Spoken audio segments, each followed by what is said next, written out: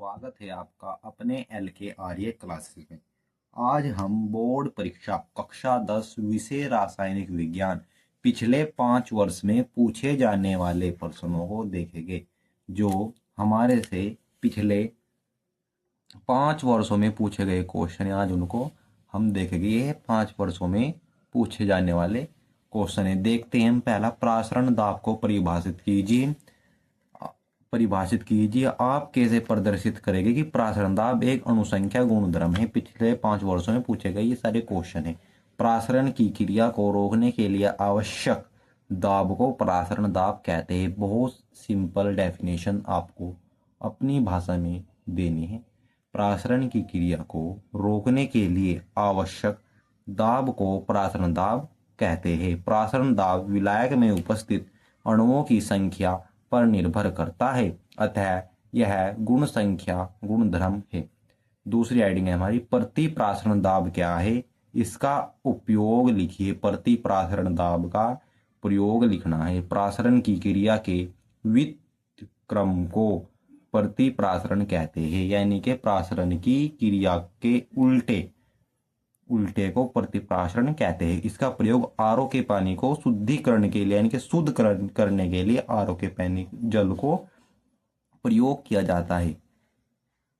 प्रश्न संख्या 3 है हमारा, लिगैंड क्या होते हैं, उदाहरण दीजिए। वह परमाणु या आयन जो अपने इलेक्ट्रॉन युग्म केंद्रीय धातु को देता है लिगैंड कहलाता है।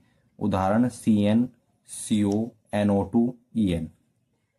प्रश्न संख्या देखते हैं, अभितंतु लिगैंड किसे कहते हैं। ये सभी लिगैंड्स जिसमें 2 दाता परमाणु हो परंतु यौगिक बनाते समय केवल एक ही परमाणु अपना इलेक्ट्रॉन का प्रयोग करे अभितंतु लिगैंड्स कहलाते हैं।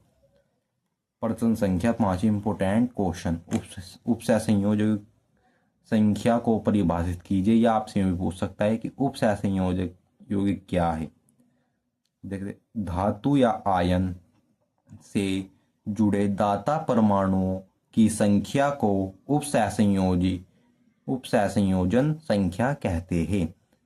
धातु के आयन से जुड़े दाता परमाणुओं की संख्या को उपसय संयोजक संख्या कहते हैं। इंपोर्टेंट हेडिंग है, इस बार आने के पूरे चांस हो गए। प्रश्न संख्या 6, राउल्ट के नियम को परिभाषित कीजिए तथा सीमाएं लिखिए। इंपोर्टेंट क्वेश्चन, हर वर्ष से भी पूछा जाता है। वाष्पदाब में अपेक्षित अवनमन विलेय के मोल प्रभाज के बराबर होता है। P0 minus PS upon P0 equal to X। जो है हमारा विलेय, देखिए वाष्पदाब के अपेक्षित अवनमन मोल प्रभाज के बराबर होता है। सीमाएं देखते हैं। अवाष्पशील विद्युत अपघट्यों के तनु विलयन पर लागू होता है जो संयोजित होते हैं। बस यहां तक देख लेना आप, ये होते हैं। ऐसे विद्युत अपघट्यों पर लागू होता है जो संयोजित या वियोजित ना हो, यानी कि जो संयोजित और वियोजित ना हो। इंपोर्टेंट क्वेश्चन पिछले वर्ष भी पूछा गया। कोल राउस का नियम पर संक्षिप्त टिप्पणी लिखिए। पूरा 5 नंबर में पिछले वर्ष यह पूछा गया था क्वेश्चन। किसी विद्युत अपघट्य की अनंत तनुता पर मोलर चालकता विद्युत अपघट्य में उपस्थित आयनों के मोलर अनंत तनुता पर मोलर चालकता के योग के बराबर होता है। नष्ट समीकरण लिख देखते हैं। 8वां प्रश्न, नष्ट समीकरण किसे कहते हैं, इसकी एक प्रयोग लिखिए।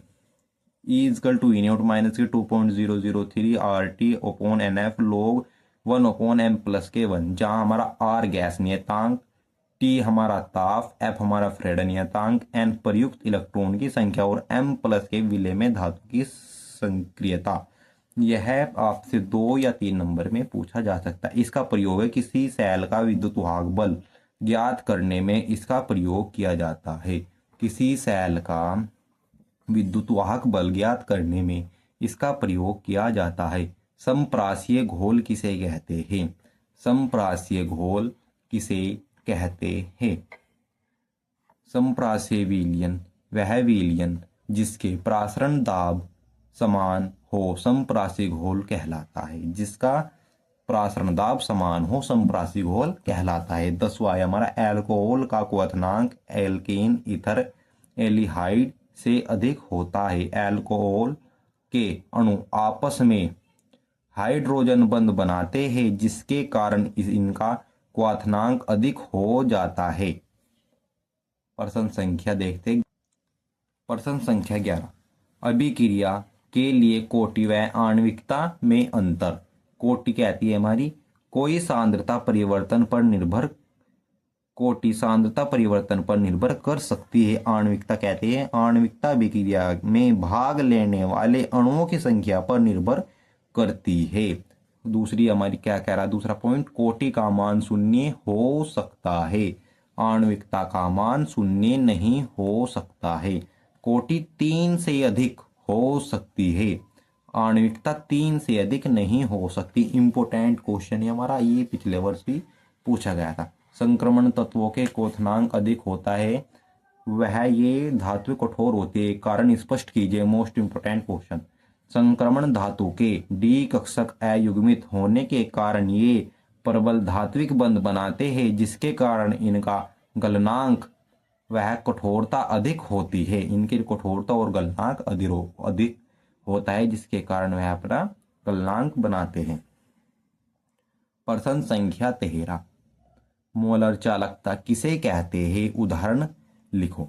किसी विलयन में 1 ग्राम मोल विद्युत अपघट्य घुले होने पर विलयन की सांद्रता मोलर चालकता कहलाती है। उदाहरण है हमारा डेल की power Z0 NaCl equal to alpha infinite Na plus के plus alpha infinite Cl minus के।